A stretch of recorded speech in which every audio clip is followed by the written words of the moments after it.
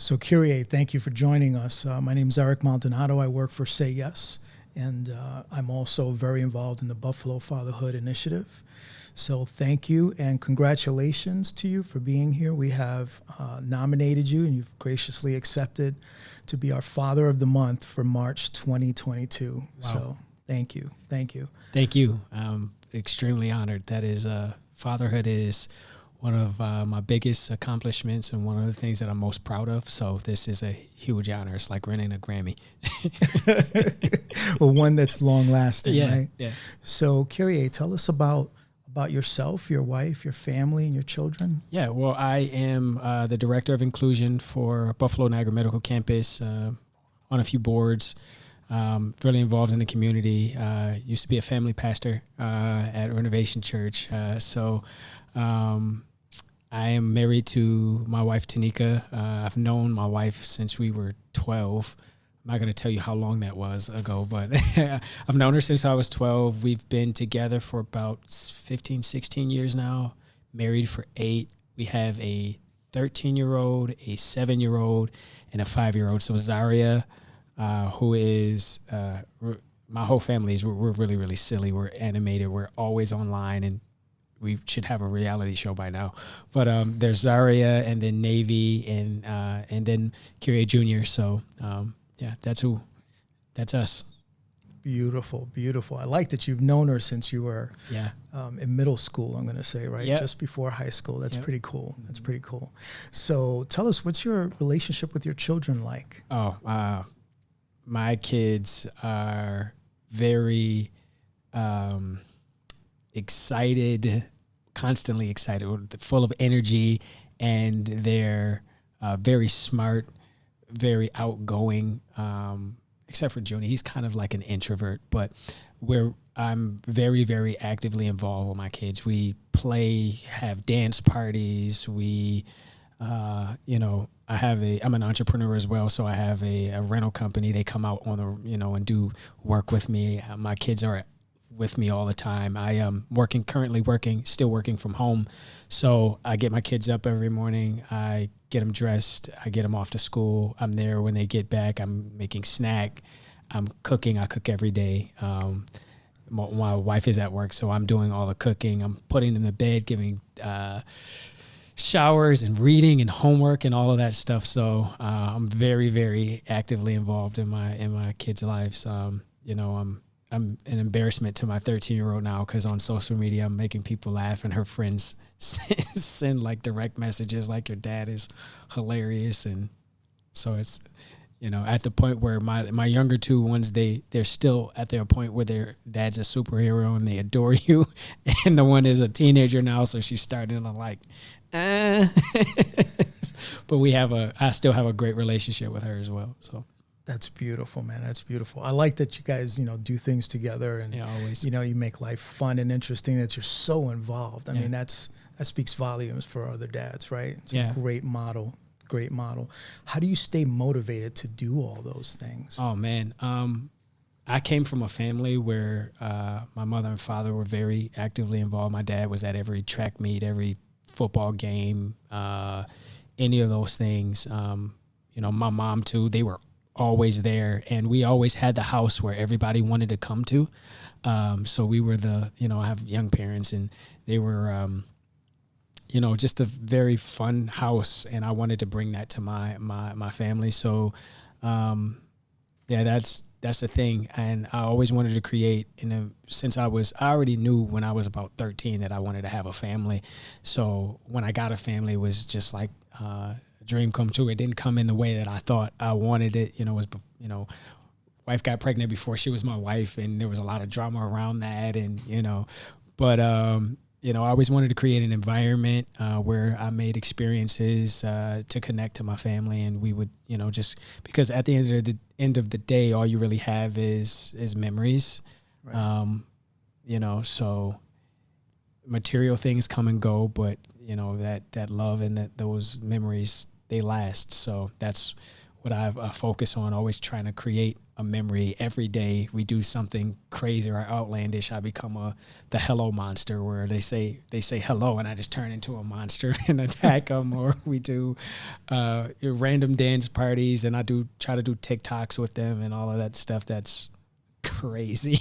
So we drive my wife nuts sometimes, but always creating memories.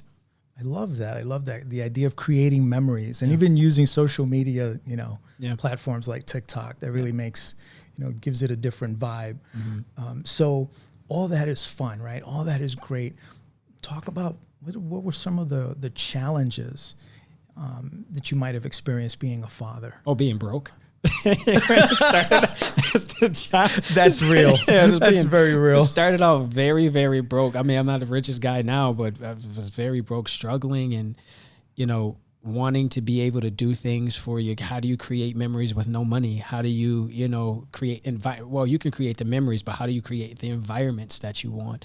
How do you get them the clothes that you think they deserve, and create the life that you think they deserve, and you want to give them better than you had? And it was that was a huge struggle. And then another struggle is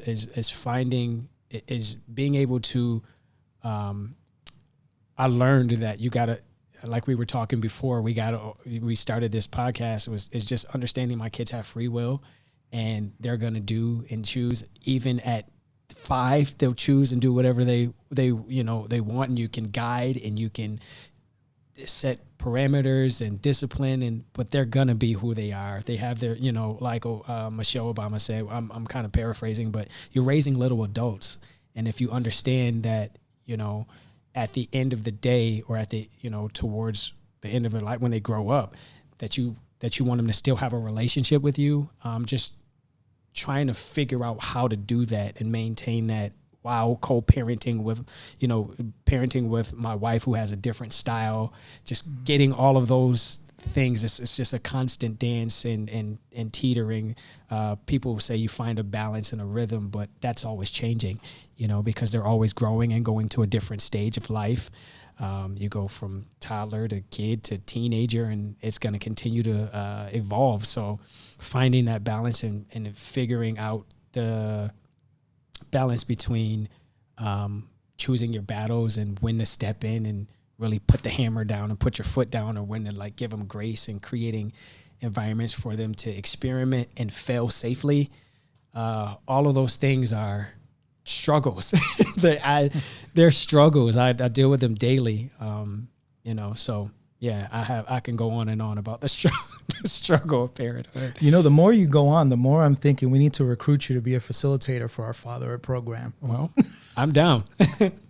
Let me ask you this. This year our theme is hope giver, right? Giving hope to our children, right? It's a key thing that fathers need to be able to do for their children, right? Because without hope, there's only despair left, right? So how what are some of the things that you do to instill hope in your children? Oh, well, again, I push my kids to try new things. One of the things about hope is believing that you can do something, and creating, again, that environment where they can fail safely. Trying new things. We try new things often, whether that be food or just small things, because that builds up small wins, that if you can do this, then you can do it on this level, and you can do it on this level. So it's kind of a strategic thing that I'm trying to build in them, is that if you continue to try, even if you fail, and your failure doesn't kill you, you can realize that you can do more. So instilling that tenacity and able to that willingness to try. Also, letting them know that, we're out. Me and their mom will have their back as long as we're alive, and building support systems around them. So people who have the same type of value system or are saying the same things, we call it widening the circle. So, because at some point, kids dial down your voice, but you want to have them turning up a voice that is going to say the same type of things, that's going to lead them in the same type of path that you want them to go in. I'm a believer, so train up a child in the way it should go. And when they're old, they won't depart from it. You're not the only person doing the training. You have to realize that you're not the only voice that your kid has. There's going to be voices from school, voices from peers, all of those things. And you want to kind of strategically get people in those places that are going to speak that truth and that, that those principles into them so that they can make the wisest choice, the next best step towards heading towards their, preferred future. That's awesome. That is awesome. I picked up a couple different things here, widening the circle, making sure that there are voices that are matching and aligning with the values that you're teaching them. That's all great. I guess if we were to look at other dads just starting out where you are, where you were in the beginning earlier, what would you say to them to encourage them and keep them well invested in this? Yeah, I would say that it's not about perfection or being the best, ideal Uncle Phil dad or whatever. It's about being present. It's about willing to learn and even fail. Even in that, you're gonna fail. You're going to fail. Don't be afraid of failure, because sometimes that keeps us from trying. It keeps us from paralyzed a lot of times. Have fun, because it goes so fast, and just learn from other dads. I've learned from a lot of other dads. Talking to dad. Don't be a dad in isolation, because being a dad in isolation makes the things that you think are problems seem so much bigger. But when you get around other dads and they say, yeah, I'm dealing with that too, you're like, oh, I'm not going crazy, or, oh, there's hope. And you see dads that have gone through it. So I have dads that I'm talking to and around that are on different levels, and dads that are just starting out, dads that have been doing this for 50 years, and they all say the same thing. You never have it down packed. You're always learning. So get around a bunch of dads, some dads that you can learn from. If not, go on YouTube. You might not have a bunch of dads around. You get some YouTubes or join this program that is gonna help, and have fun and try, fail, have fun. I love it.